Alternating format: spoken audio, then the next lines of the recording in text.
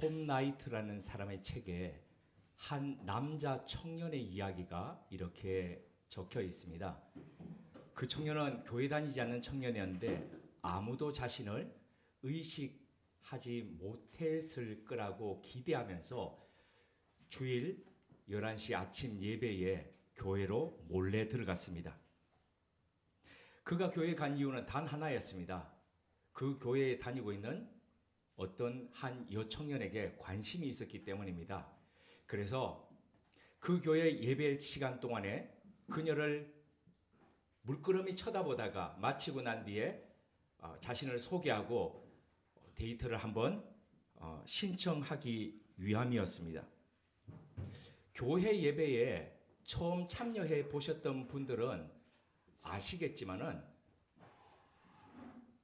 처음 들어오면 어디 앉아야 되지, 뭘 받아야 되지, 뭘 어떻게 해야 될지 이걸 잘 모릅니다. 이 청년도 처음에 들어갔을 때 너무 당황스러워가지고 뭘 어떻게 해야 될지 몰랐는데 쓱 들어오니까 다른 사람들이 뭔가를 받아가지고 이렇게 들어가는 겁니다. 그래서 자신도 그걸 받아가지고 예배 순서지죠. 그래서 쭉 사람들이 있는 그 부근에 한 자리에 앉았습니다. 예배가 막 시작하려고 할 때에 갑자기 안내를 보고 있던 어떤 사람이 이 청년에게 다가와서 이렇게 이야기했습니다. 저 형제님, 실례합니다만 오늘 예배 중에 성경 봉독을 하는 사람이 오늘 교회를 못 왔습니다. 형제님이 좀 대신 좀 읽어줄 수 있겠습니까? 청년은 깜짝 놀라서 잠시 당황했지만 순간 생각을 했습니다. 아, 그렇지. 내가 오늘 예배 시간에 앞에 나가서 성경을 탁 읽으면 저 성가대에 있는 그녀가 얼마나 나를 대단하게 생각할까. 그래서 알겠다고 이야기했습니다. 그리고 성경 본문을 뭘 읽어야 될지 성경책을 받아서 딱 표시를 하고 한번 이렇게 봤습니다. 그리고 이제 예배가 시작되고 자신의 차례가 되어서 성경 봉독을 하기 위해서 성경책을 들고 강대상으로 올라갔습니다. 그때의 성경 본문은 요한복음 10장 1절 이하의 말씀이었습니다. 이렇게 읽기 시작했습니다. 내가 진실로 진실로 너희에게 이르노니 문을 통하여 양의 우리에 들어오지 아니하고 다른 데로 넘어가는 자는 절도며 강도요. 청년은 순간 소스라치게 놀랐습니다. 아, 어떻게 내가 오늘 다른 목적으로 이렇게 왔다는 걸 이렇게 알지? 강단에 서서 성경 봉독을 하며 거룩한 교인인 양 지금 이루고 있는데, 행세하고 있는데, 그리고 저기 성가대에 있는 저 자매의 환심을 사기 위해서 왔는데, 야, 이거 어떡하지? 가슴이 콩닥콩닥 울리기 시작했습니다. 간신히 계속해서 읽어가기 시작했습니다. 자신이 거짓으로 꾸미고 온 강도가 아니라는 걸 스스로 막 생각하면서 어떻게 해야 될지를 생각하면서 읽어가기 시작했습니다. 나는 양의 문이다. 예수님이 말씀하셨습니다. 도둑은 그저 훔치고 죽이고 파괴하러 온다. 나는 그들이 생명을 얻게 하려고 풍성히 얻게 하려고 왔다. 이 말씀을 읽는데 청년의 마음속에 갑자기 자신도 모를 이상한 변화가 일어났습니다. 그는 더 이상 자신에 대해서 생각지 않았습니다. 성가대에 저기 앉아있는 짝사랑하는 여인에 대해서도 이제 더 이상 생각하지 않고, 그리고 회중에 대해서도 자신이 또 터무니없다, 위선적이다 이런 생각도 다 더 이상 생각이 나지 않았습니다. 그저 방금 읽었던 그 예수님의 말씀에 대해서 생각했습니다. 그리고 그는 적잖이 놀랄 회중을 의식하지 않은 채 뒤에 있던 담임 목사에게 이렇게 갑자기 성경 봉독을 하다가 묻기 시작했습니다.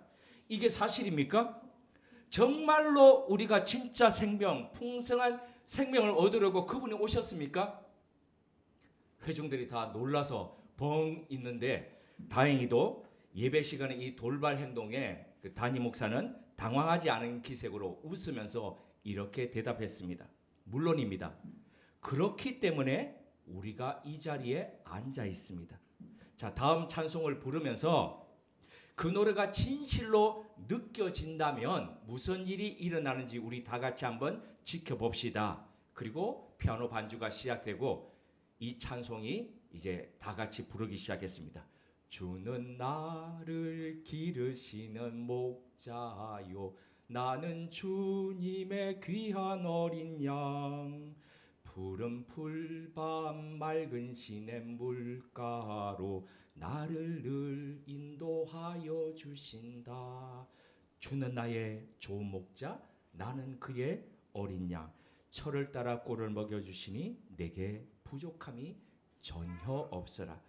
찬송가를 따라 부르던 청년은 예수님의 말씀과 사랑에 휩싸였습니다. 말로 표현하기는 어려운데 무언가가 자신을 채우고 변화를 일으키는 것 같았습니다. 낮에는 푸른 초장으로, 그리고 저녁에는 쉴만하고 안전한 쉼터로 인도해 주시는 그분의 어린 양이 되어서 나도 따르고 싶다, 그분이 나를 부른다는 그 목소리를 들었습니다. 그는 한 여자의 마음을 얻으려고 교회에 갔다가 그가 바라던 것 이상을 얻고 온 사람이 되었다는 겁니다. 저는 신앙생활을 하면서 이 청년과 같은 여러 케이스들을 경험했습니다. 어떤 분은 결혼 후 부인을 안 믿는 분이었는데 부인이 교회 다니시니까 근데 반대하지는 않겠다 그러면서 신혼 때부터 늘 부인을 교회에 모셔다 드리기 위해서 그 교회에서 자동차로 주차장에 내려다 드리고, 그리고 바깥에서 기다리고 있던 이런 생활을 계속 반복하는데 어느 날 문득 화가 나더랍니다. 아니, 매 주일마다, 매 일요일마다 저렇게 교회를 가는 건 분명히 뭔가 좋은 게 있어서 갈 건데 왜 지금 몇 개월이 지났는데 나한테 단 한 번도 같이 들어가자는 말을 왜 안 하지? 그 좋은 거면 같이 가야지 싶어서 어느 날은 한번 몰래 들어가 봤답니다. 그때 이분이 이 청년처럼 자기가 생각했던 것 그 이상을 얻게 되었다고, 이분이 제가 이전 오래전에 있었던 그 교회의 저희 부서 선생님이었습니다. 또 어떤 분은 결혼 전에 교회 지붕 공사를 하러 갔습니다. 그 지붕 위에서 예전 교회는 뭐 이렇게 왜 그 초가 지붕 이렇게 그 지퍼를 엮지 않습니까? 그걸 이제 그날 하러 갔는데 거기서 그 교회 다니던 자매를 만났습니다. 물론 결혼 당시 이 자매는 착각했다고 합니다. 아, 다른 것도 아니고 교회 지붕에까지 저렇게 올라와서 공사하는 사람이면 신앙이 분명히 좋은 게 분명할 거야. 근데 결혼해서 보니까 그게 아니라는 걸 알기까지 얼마 걸리지 않았다는 겁니다. 근데 물을 수가 없으니까 날마다 그 남편을 위해서 울면서 기도하는 생활을 했습니다. 학교에 중고등학교 때 학교 갔다 와가지고 교회에서 기도하고 이제 집으로 가고 하는 게 그런 것들이 좀 일상이었는데, 그렇게 가면 늘 교회 강대상 앞에 어린애를 이렇게 안고 와가지고 울면서 기도하던 그분이 있었거든요. 남편 때문에 우는고 기도하는 거였거든요. 오랜 시간이 지났지만 결과는 그 남편도 그리스도인이 되었습니다. 그 남편은 결혼을 통해서 생각지도 못했던 더 큰 구원을 얻게 된 사람이었습니다. 요건 잠깐 곁다리 이야기인데, 이전 교회에서 목회할 때에 혼자서 신앙생활을 참 열심히 하시던 외교관 부인이 계셨습니다. 어느 날 성경 공부 모임에서 제가 이분께 남편 전도에 대해서 말씀드리면서 이렇게 말씀드렸습니다. 이번부터는 한번 남편 신발을 들고 교회 한번 와보세요. 그리고 하나님한테 이렇게 한번 좀 기도해 보시면 어떻겠습니까? 하나님, 신발도 왔으니까 이 신발 주인도 좀 오게 해주세요.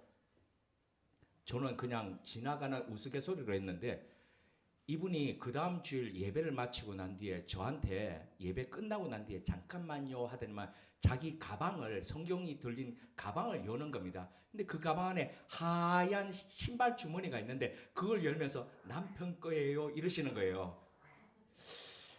참 순수하고 아름다운 분이셨습니다. 이제는 현직에서 은퇴하셔서 어디에서 살고 계십니다. 저는 가끔 그분을 생각하면서 이런 생각을 합니다. 아, 드디어 남편이 같이 나가고 있어요 하는 이 좋은 소식이 들려오기를. 그분의 남편분께서 정말 젠틀하십니다. 그분이 아내 덕분에 그 젠틀을 뛰어넘어서 더 큰 구원의 선물을 누리는 날이 오기를 바라며 오늘도 기도하고 있습니다. 자, 이제 오늘 본문 말씀으로 한번 들어가 보면서요. 생각지도 못했던, 자기가 생각했던 것보다도 더 큰 것을 얻었던 한 남자 이야기로 한번 들어가 보도록 하겠습니다. 오순절 성령 강림과 더불어서 한날에 3,000명이 세례받고 그리스도인이 되는 일이 일어났습니다. 2000년 전에 예루살렘에서 지금도 물이 풍부하지 않은 그곳에서 세례를 받으려면 물이 있는 곳으로 가야 되겠죠. 예루살렘에서 물 하면 어디가 떠오릅니까? 물이 있는 곳 하면 예루살렘에서 네, 실로암이 떠오를 거고요. 또 베데스다 연못이 떠오를 겁니다. 그런데 이 중에서 실로암은 세례 장소로는 적합지가 않습니다. 왜냐하면 기혼 샘에서부터 533m를 지하로 통과해서 와서 예루살렘 성 안에서 이렇게 솟아나는 물인데 그 크기가 길이가 17.4m, 넓이가 5.4m, 그리고 깊이가 5.7m 협소합니다. 3,000명이 세례받기에는 부적합합니다. 그리고 자, 이 물은 기온샘에서부터 들어오는 물 뭡니까? 상수도 보호구역입니다. 상수도 보호구역에 세례하면 안 되지 않겠습니까? 자, 그럼에도 불구하고 자, 세례를 받아야 되는데 그러면 어디서 세례를 받냐? 이제 한 군데밖에 없습니다. 그곳이 바로 베데스다 못이었습니다. 길이가 105m, 폭이 60m, 그 깊이가 7.5m, 엄청난 크기죠. 그러니까 축구 경기장 정도 이렇게 생각을 해보시면 됩니다.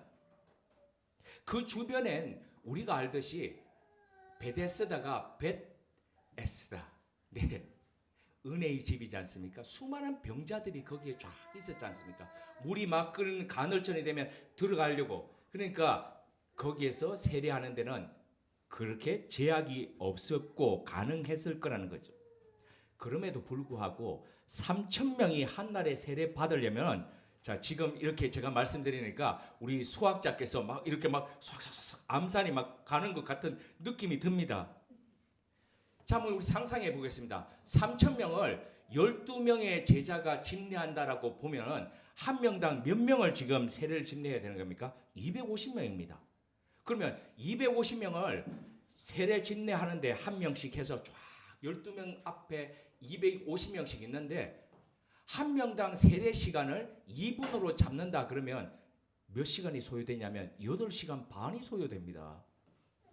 8시간 반 동안 끊임없이 계속 세례를 집례해야 되는 겁니다. 자, 이 일이 얼마나 예루살렘에 있어서 쇼킹하고 흔들렸겠습니까? 그대로 놔두셔야 됩니다. 나중에는 이제 일로 올라올 겁니다.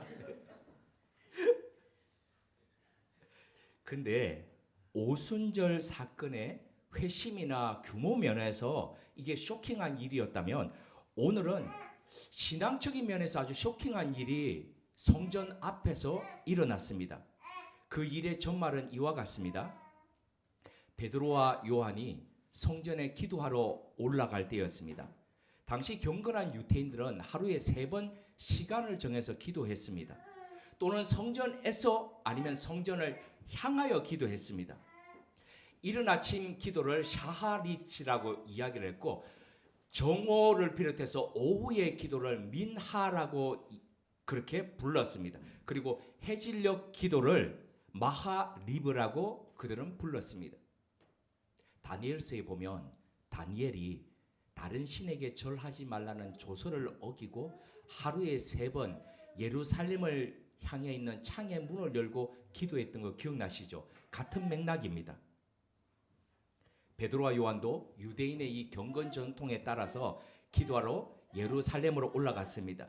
이방인의 뜰을 지나서 성전은 보면요 이렇게 벽들이 쭉 있는데 제일 앞에 들어가면 이방인의 뜰입니다. 그러니까 이방인들도 들어올 수 있는 것입니다. 그런데 이방인에서부터 문을 열고 들어가면 여인의 뜰이 나오고 그 여인의 뜰에서 다시 문을 열고 들어가면 이스라엘 사람들의 이 뜰이 나오고 그리고 거기서 더 들어가면 제사장의 뜰이 나오고 굉장히 이렇게 구분되어 있는 겁니다.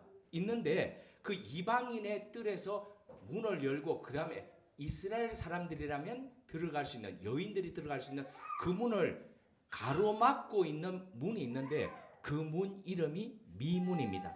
미문은 한문이고 영어식 표현하면 beautiful gate입니다. 그러니까 아름다운 문이라는 거죠. 여러 장식이 있어서 굉장히 아름다운 문인데 이 문 앞에 구걸하는 사람이 보였습니다. 그는 태어날 때부터 한 번도 걸은 적이 없는 보행 장애인이었습니다. 걸어 본 적이 없습니다. 태어날 때부터. 그래서 걷는 게 어떤 건지를 자신이 한 번도 해본 적이 없습니다. 근데 그 사람이 성전 문 앞에 있는 이유는 날마다 사람들이 그를 메어다가 그 앞에 놓았기 때문에, 그래서 자신의 생활비를 벌기 위해서인지 아니면 앵벌이를 위해서인지 그 부분은 잘 모릅니다. 성전에 들어가는 8개의 문이 있습니다. 제사장들만 들어가는 문부터 시작해서 총 8개의 문 중에서 가장 아름다운 문이라고 불리는 미문, 유대인들이 가장 거룩한 곳이라고 생각하는 곳으로 들어가는 문, 그 앞에 가장 초라하고 나약한 모습으로 돈을 구걸하며 이 사람은 있었습니다. 참 아이러니하지 않습니까? 가장 거룩한 곳 앞에서 가장 초라한 모습으로 있습니다. 가장 아름다운 문 앞에서 가장 비천한 모습으로 그 앞에 있습니다. 굉장히 대조적인 광경이 아닐 수 없습니다. 그는 사람들이 던져주는 몇 푼 동전에도 연신 감사하며 적선해 달라라고 계속 소리치고 있었습니다. 마침 베드로와 요한이 그 앞을 지나갈 때였습니다. 그 제자 둘을 보면서 그는 구걸했습니다. 그 제자 또한 그들을 바라보면서 이렇게 말했습니다. 우리를 보라. 지하철 들어가는 입구에 보거나 아니면은 여타 교회들 보면요, 야, 이 사람은 진짜 목 잘 잡는다 하는 사람들이 있습니다. 근데 그 사람들이 지나가는 사람들 이렇게 눈을 바라보지는 않습니다. 자신들도 좀 자존심이 있지 않습니까? 그래서 모자를 이렇게 쓰거나 아니면 고개를 푹 숙이거나 그러면서 있죠. 근데 요한과 베드로가 자신들을 보라라고 그렇게 말을 하죠. 그러니까 이 사람은 뭔가 더 큰 거 주려는 모양이다 그러면서 기대하는 마음으로 봤죠. 그때 베드로가 그를 향해서 이렇게 일렀습니다. 6절입니다. 은과 금은 내게 없거니와 내게 있는 이것을 내게 주노니 나사렛 예수 그리스도의 이름으로 일어나 걸어라. 이 말에 베드로가 구걸하던 그 사람의 손을, 오른손을 잡고 당기니까 평생토록 이 하체에 힘이란 게 어떤 건지를 경험해보지 못한 이 사람이 힘이 들어가고 일어서게 되었다는 거죠. 청소년 시절에 교회에서 이 부분을 뮤지컬 같은 연극을 했습니다. 근데 저한테 베드로를 맡기면서 이 노래를 부르라는 겁니다. 금과 은 나 없어도 내게 있는 건 내게 주니 곧 나사렛 예수 이름으로 일어나 걸으라. 그랬더니 그는 걸었네 뛰었네 찬양했네. 그는 걸었네 뛰었네 찬양했네. 곧 나사렛 예수 이름으로 일어나 걸었네. 네, 제가 청소년 시절에 이렇게 좀 멋있었습니다.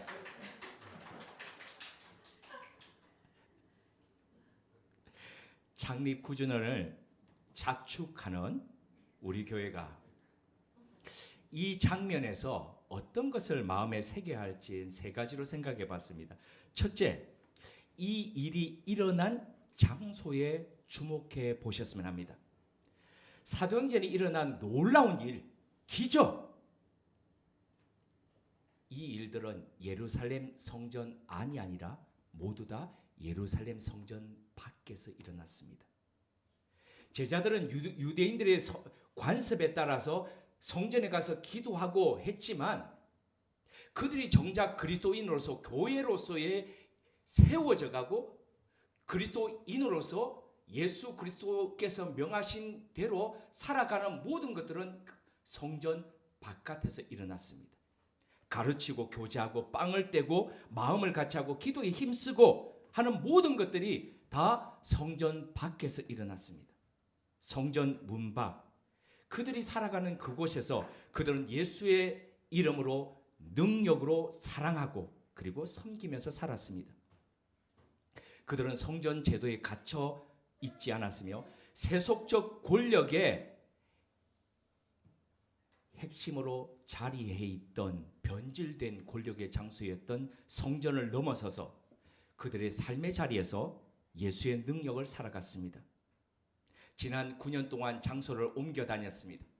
이태원에서, 교대 지하 카페에서, 그리고 이 옆에, 그리고 또 여기 와서 장소를 옮겨 다니면서 왔는데 우리의 그리스도인됨, 우리의 교회됨은 이 장소들을 넘어서서 나타나야 됩니다. 예수의 능력이 우리의 삶을 통해서 보여지고 예수의 사랑이 나눠지고 그리고 우리를 주목해 보라, 우리를 보라고 했던 것처럼 우리가 누구를 또한 봐야 될지를 생각하면서 우리의 관심과 우리의 시선이 누구를 향할지를 보면서 살아가는 그런 그 교회, 그런 그리스도인으로 존재해 가야 합니다. 두 번째, 교회는 사람들이 바라는 것 이상을 받게 하는 통로가 되어야 합니다. 날 때부터 걷지 못하던 이 사람은 겨우 몇 푼 동전을 받기 위해서 사람들에게 요청했고 베드로와 요한을 바라보았습니다. 하지만 베드로는 이렇게 이야기했습니다. 은과 금은 내게 없거니와 내게 있는 것을 내게 주노니 곧 나사렛 예수 그리스도의 이름으로 일어나 걸어라. 그런데 여기서 질문 드리겠습니다. 베드로가 정말 은과 금이 없었을까요? 저는 아니라고 봅니다. 왜 아니라고 보는지 근거가 있습니다. 앞서 사도행전 2장에 보면 한꺼번에 3,000명이 세례받고 그리스도인이 되었습니다. 그들 중에 감사함으로 헌물을 드린 사람이 없었겠습니까? 그 이후에 수많은 사람들이 보면 자신의 재산과 소유를 팔아서 각 사람의 필요에 따라 나누었습니다. 그들 중에 몇몇이라도 그들의 소유를 팔아서 제자들에게 필요한 사람들에게 나누어 달라고 맡긴 사람이 없었겠습니까? 그럼에도 불구하고 베드로는 단호히 말했습니다. 은과 금은 내게 없다.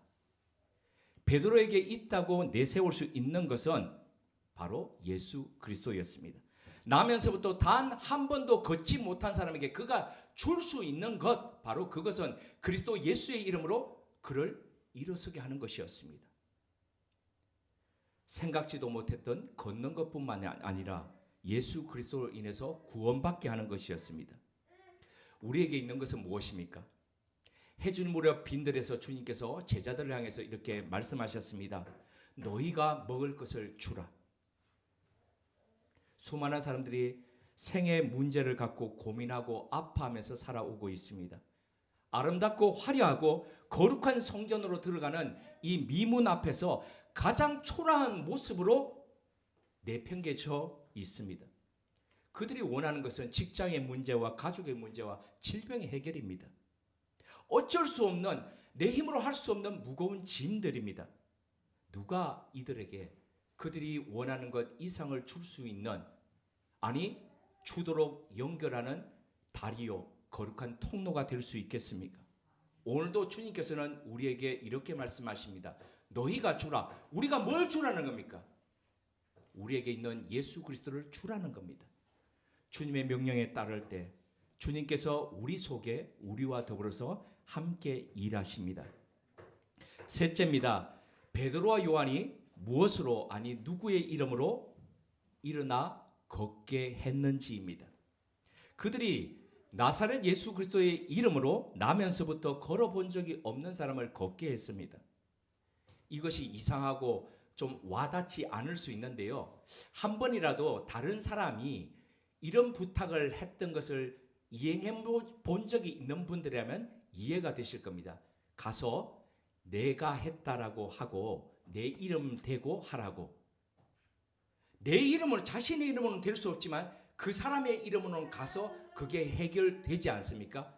보낸 사람의 이름으로. 2000년 전의 상황은 오늘보다 더 훨씬 더 어떤 이의 이름이 의미하는 바, 권세는 상상 그 이상이었습니다. 하물며 하나님의 아들의 이름으로 무언가를 한다는 것에는 하늘의 권세와 권능이, 능력이 함께 한다는 것이거든요. 동반된다는 것이거든요. 볼지어다 내가 세상 끝날까지 너희와 항상 함께 있으리라. 예수님의 약속이죠. 그 예수님의 약속이 어떻게 실현되는지 베드로와 요한은 직접 체험하고 보여주는 지금 그 통로가 되었다는 겁니다. 이것은 또한 베드로와 요한이 예수 그리스도의 이름으로 예수 그리스도의 대리자로 살아갔듯이 오늘날 우리 교회가 그리스도인인 우리들이 예수 그리스도의 대리자로 살아가야 함을 의미합니다. 그런데 오늘날 많은 교회와 그리스도인은 예수 그리스도의 이름을 잃고 또 잊고 살아갑니다. 2021년 1월이었습니다. 지금 미국 후보자 선거가 지금 한창이죠. 그런데 지금의 대통령인 조 바이든이 취임식을 할 때였습니다. 그게 2021년 1월이었습니다. 워싱턴 DC 의회 의사당 야외 무대에서 진행된 조 바이든 대통령의 취임식에서 기도를 맡았던 목사의 마지막 기도 부분이 이랬습니다. 조 바이든 대통령과 영부인 그리고 그의 가족에게 하나님의 은혜를 내려주소서. 다양한 종교의 이름으로 기도합니다. 아멘. 전 국민이 지켜보고 있는 대통령의 취임식 때에 그것도 하나님의 이름으로 복을 빌고 그리고 하나님의 이름으로 기원해야 될 그때에 목사가 예수의 이름으로 기도하지 않았습니다. 그것은 의회가 그렇게 요청했기 때문이기도 합니다. 예수의 이름이 사라졌고 다양한 종교, 다양한 신앙의 이름으로 기도합니다. 아멘이 자리했습니다. 그해 같은 해입니다. 2021년 미국 하원 개원 때도 역시 목사를 초대해서 기도를 시작했는데 이랬습니다. 임마누엘 클레베리라고 하는 감리교 목사가 와서 드린 개회 기도의 마지막 부분입니다. 이 모든 것을 유일하신 신 브라만 혹은 다른 다양한 종교에서 다양한 이름으로 불리는 신의 이름으로 기도합니다. 남자의 이름으로 여자의 이름으로. 이 뒤에 남자의 이름으로 여자의 이름으로가 생뚱맞죠. 아멘이 에이멘이죠. 그러니까 보면 남자 불어식으로 한다면 남자에 의해서 그러면서 워드플레이 하면서 같이 남자를 썼으니까 아멘을 에이멘 그리고 에이우먼 이렇게 얘기한 겁니다. 남자의 이름으로 여자의 이름으로 아멘 에이우먼. 목사와 의회는 우리를 구원하기 위해서 십자가에 죽으시고 부활하신 나사렛 예수 그리스도의 이름으로 기도하지 않았습니다. 종교 화합이라는 변명하에 브라만의 이름으로 기도했습니다. 이것이 지금 미국에서 일어나고 있는 현실입니다. 어느 날 우리가 믿고 있는 이 땅 가운데서도 일어날 수 있는 일이기도 합니다. 로마서 10장 13절을 통해서 사도 바울은 이렇게 호소했습니다. 누구든지 주의 이름을 부르는 자는 구원을 얻으리라.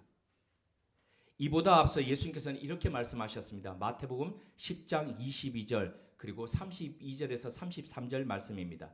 또 너희가 내 이름으로 말미암아 모든 사람에게 미움을 받을 것이나 끝까지 견디는 자는 구원을 얻으리라. 누구든지 사람 앞에서 나를 시인하면 나도 하늘에 계신 내 아버지 앞에서 그를 시인할 것이요 누구든지 사람 앞에서 나를 부인하면 나도 하늘에 계신 내 아버지 앞에서 그를 부인하리라. 예수 그리스도의 이름을 부끄럽게 여기지 않았으면 합니다.